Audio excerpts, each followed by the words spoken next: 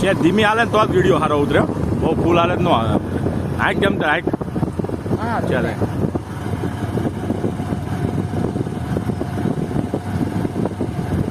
આપણે બોલવી રેકોર્ડિંગ આવે ને એમાં આવે જ ને અત્યારે ચાલુ વિડીયો.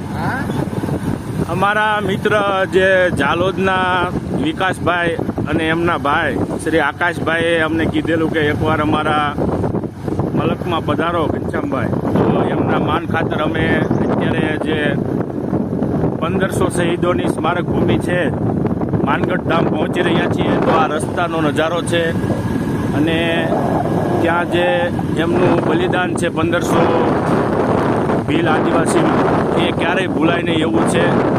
તો તેમના માન સન્માનમાં 9 ઓગસ્ટ વિશ્વ આદિવાસી દિવસ ઉજવવામાં લગભગ 1 થી 2 લાખ આદિવાસીઓ ત્યાં ભેગા થઈ અને તેમનો તહેવાર ઉજવે છે.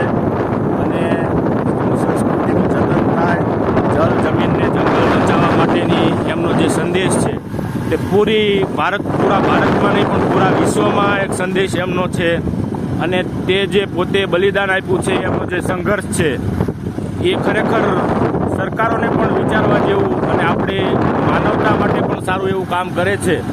તો આદિવાસી પ્રજા, મૂળ નિવાસી, પુરાણી સંસ્કૃતિની પ્રજા, કુદરતના ખોળે જીવવાવાળી પ્રજા અને